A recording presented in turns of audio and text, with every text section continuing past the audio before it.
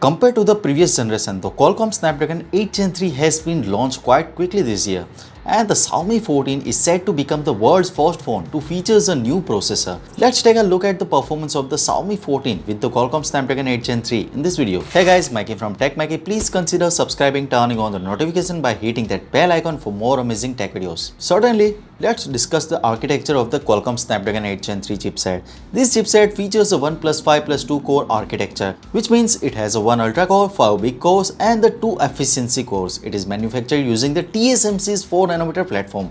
The ultra large core, known as the Cortex X4, can reach a maximum clock speed of 3.3 GHz. The big cores, which is Cortex A720, consist of 3 cores with the clock speed of 3.15 GHz for each, and 2 cores with the clock speed of 2.96 GHz. Additionally, there are 2 efficiency cores based on the Cortex A520 design. This architecture is designed to offer the balanced performance and power efficiency in the high-end mobile device. Absolutely, the Snapdragon 8 Gen 3 chipset brings the several noticeable upgrades. In terms of CPU, it offers an efficiency core with the clock speed of 2.27 GHz. The GPU receives an upgrade to a Adreno 750, and there are a 20% improvement in the core size. One of the exciting enhancements in the support for the ray tracing and the mesh shading, which can significantly improve the graphical capabilities of the device using this chipset.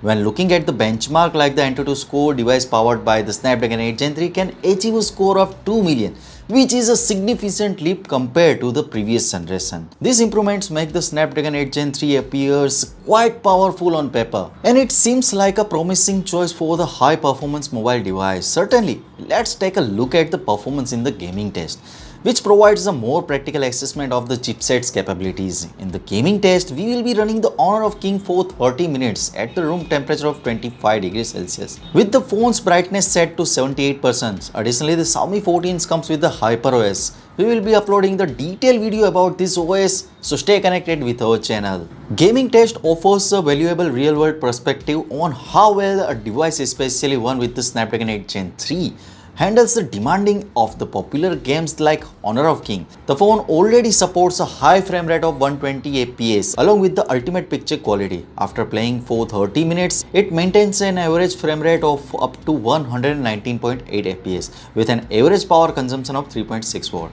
The frame rate graph shows the nearly stable performance. Regarding temperature control, the Xiaomi 14 features an annular cold pump cooling system which provides an efficient heat dissipation with an area of 3250 square millimeter. This cooling system is designed to keep the device at optimal temperature during the extended gaming session. Considering the gas liquid separation for heat dissipation, the Xiaomi 14 seems to excel compared to the traditional VC. In actual test, the device maintains a relatively low temperature with a maximum of 37 degrees Celsius even after 30 minutes of gaming. Additionally, it exhibits an 8% power consumption increase during this gaming session with a 4610 mAh battery capacity. The power consumption is quite reasonable. Now let's move to the high graphic game test for the Genshin Impact to see how the Xiaomi 14 performs under more demanding conditions. In the case of Xiaomi 14, it supports a resolution of 1200 pixels. By enabling the high quality setting in the game, the frame rate is locked at 30 fps. After a 30-minute test, it maintains an average frame rate of around 29.5 fps with an average power consumption of approximately 4 watts.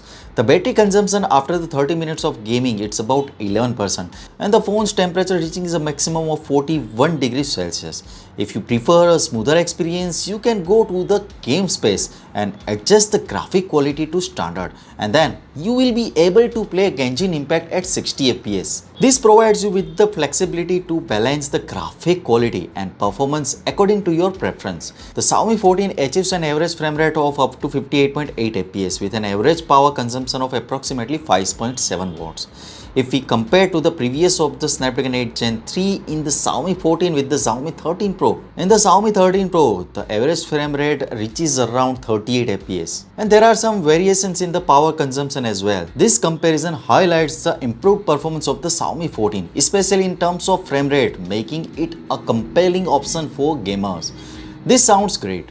I have gained a rough impression of the performance of the Snapdragon 8 Gen 3, and I will also show the comparison with the Xiaomi 13 Pro, and I will upload the detailed review of the Xiaomi 14 soon, so stay connected with our channel. So what you guys think about it? Tell us your thought in the comment section below. If you have any question, Also give this video a thumbs up and make sure to share it with your friends. Lastly, subscribe to our channel for more amazing tech videos. Well, me signing off. Thanks for watching. Have a great day and keep smiling, and I will see you in the next one.